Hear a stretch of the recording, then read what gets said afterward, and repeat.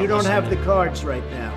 With us, you start having cards. But right now, you don't. Yeah, you're playing cards. Աշխարհակարգի վերջին սյունն է ցնցում Միացյալ Նահանգները, որի փլուզման դեպքում փլատակներում առաջինը կհայտնվի Ուկրաինան։ Փորձագիտական նման գնահատականներ հնչեցին Սպիտակ տան օվալաձև սենյակում Թրամփ-Զելենսկի հայտնի սկանդալից հետո։ Զելենսկին, որ Միացյալ Նահանգների հետ հարաբերությունների հստակեցման ու իր երկրի համար անվտանգության երաշխիքների հետևից էր գնացել Սպիտակ տուն, հետնամուտքից էլ հեռացավ ձեռնունայն։ Սպիտակ տան նոր տերը հասկացրեց ԱՄՆ առաջնորդությունները փոխվել են։ Թրամփի վարչակազմը իրենց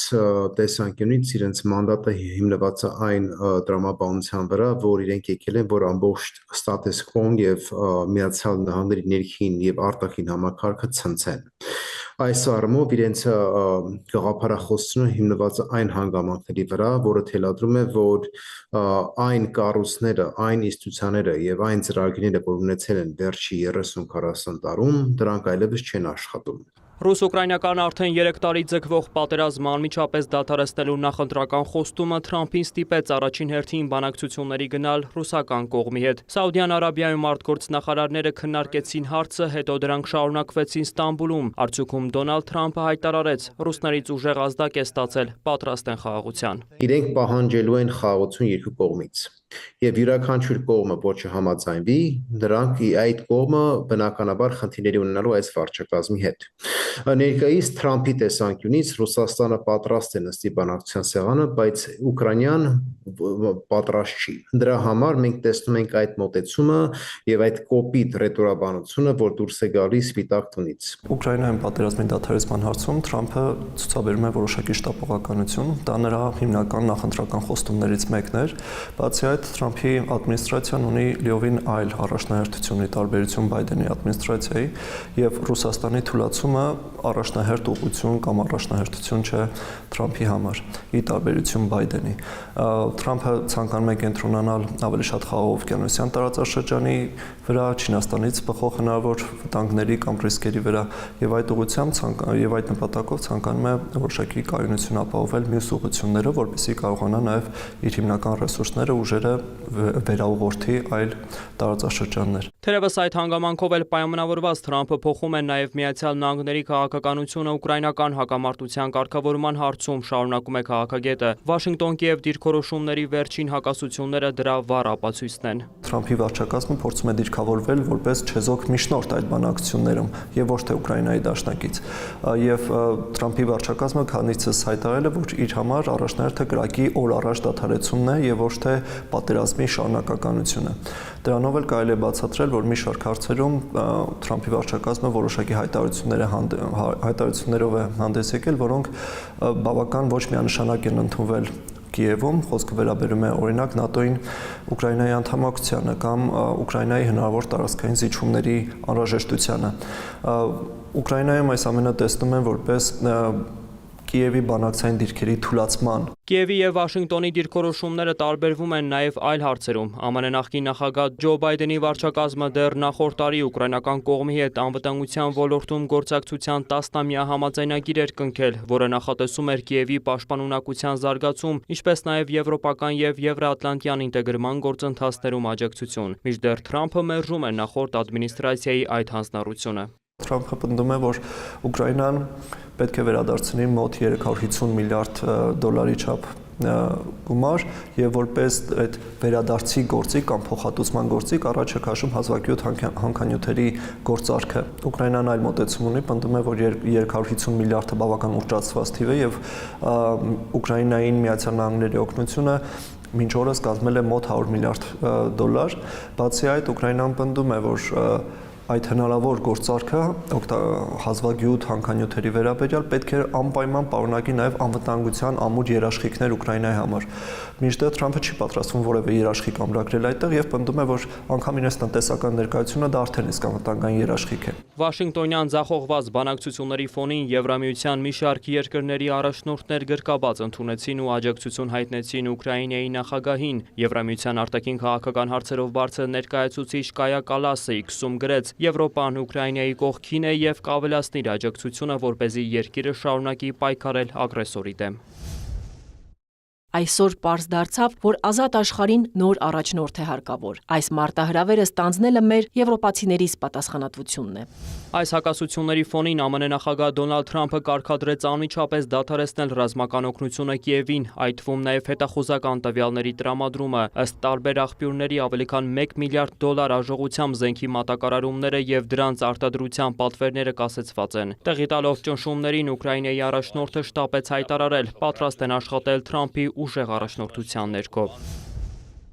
Ես վերահաստատում եմ Ուկրաինայի հավատարմությունը խաղաղությանը, ոչ ոք չի ուզում անվերջ պատերազմ։ Ես եւ իմ թիմը պատրաստ ենք աշխատել նախագահ Թրամփի ուժեղ առաջնորդության ներքո կայուն խաղաղության հասնելու համար։ Այսօր ես կարևոր նամակ եմ ստացել Ուկրաինայի նախագահ Զելենսկիից։ Նամակում ասվում է. Ուկրաինան պատրաստ է որքան հնարավոր է շուտ նստել բանակցությունների սեղանի շուրջ, կայուն խաղաղությանը հասնելու համար։ Ես աշխատում եմ Ուկրաինայում դաժան հակամարտությունը դադարեցնելու ուղղությամբ։ Այս հայտարարությունը Սպիտակ տան ղեկավարը հնչեցրեց կոնգրեսում ունեցած իր առաջին ելույթի ժամանակ, որտեղ ասաց նաև, որ Զելենսկին ցանկացած պահի օգտակար հանածոների արդյունահանման մասին համաձայնագիր ստորագրելու պատրաստակամություն է հայտնել։ Այս որոշումը բավական ցավոտ է ուկրաինական կողմի համար եւ տարբեր հաշվարկներով առանց Միացյալ Նահանգների աջակցության մոտ կես տարի ուկրաինական ուժերը կարող են պահպանել ներկայիս դիրքերը։ Այնուամենայնիվ մենք ականատես ենք լինում, որ Կիևը կարծես թե փորձում է հարթել այս տարաձայնությունները, ինչու՞ չէ նաև որոշակի զիջումների գնով եւ արդեն իսկ կա Զելենսկու նամակը Թրամփին, որտեղ նա պատրաստակամություն է հայտնում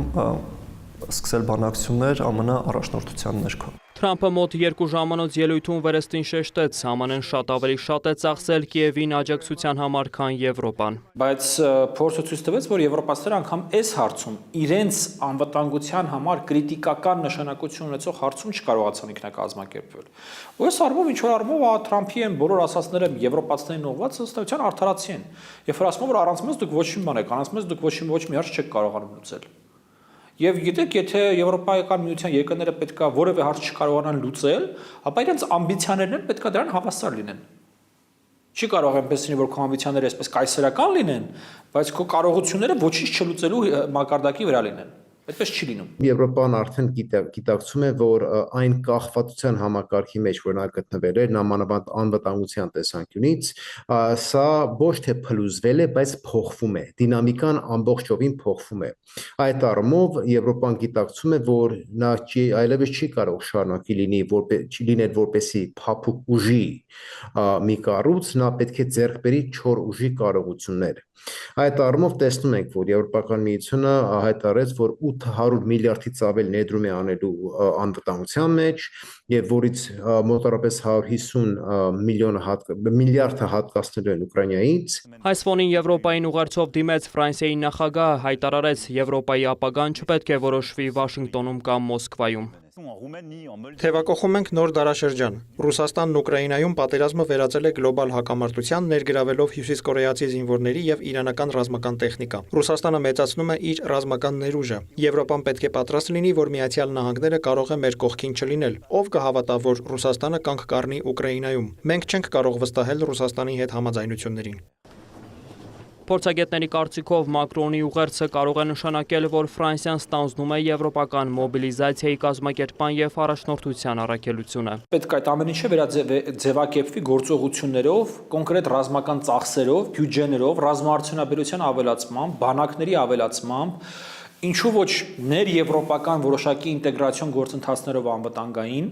այսինքն ՆԱՏՕ-ին զուգահեռ ինչ որ եվրոպական պաշտպանական կարողությունների ձևավորմամբ։ Առանց այս ամեն ինչի դրանք լոկ խոսակցություններ են։ Այս պայծրությամբ մենք սա պետք է ֆիքսենք։ Եվրոպայում կան միայն խոսակցություններ։ Թրամփը գործում է, Միացյալ Նահանգները գործում է, Ռուսաստանը գործում է, Չինաստանը գործում է։ Եվրոպացիները դեռևս քննարկում են։ Ուժեղ Եվրոպան պետք է նաև Հայաստանին, կարծում են փորձագետները։ Երբ որ Եվրոպան դառնա չոր ուժի կենտրոն, Հայաստանին սա շատ օգտակար է լինելու, որտեղ Ադրբեջանը այլևս չի կարող մոտենա Եվրոպական միության հանդեպ որ անտարբեր ձևի կամ այս սադրանքներով եւ վարքաբեկության մոտեցումներով, որպեսի անտարբեր լինի Եվրոպական միության հանդեպ, ներկայացնելով որ սա ուժ չունի, չոր փափուկ ուժի երկիր կառույց է, այլ հասկանալով որ Եվրոպան դառնում է մի կառույց, որ ունենալու է չոր ուժի կարողություն, դինամիկան ամբողջովին փոխվում է։ Այս իրավիճակում Հայաստանից պահանջվում է գերտերությունների հետ հարաբերությունները կառուցել նոր տրամաբանությամբ, հաշվի առնելով նոր իրողությունները։ Իսկ այդ ճանապարհին մեր երկրի համար կենսական է ազգային անվտանգության նոր ռազմավարություն ունենալ, որը կարտացոլի գլոբալ իրողությունները։ Այդ աշխատանքները կառավարությունից վստահեցնում են, ինտենսիվ ընթանում են։ Վոլոդիա Մուշեղյան, Դավիթ Մաչկալյան, Էդգար Դավթյան և Արթուր Պետրոսյան, Կիրակնորյա լուրեր։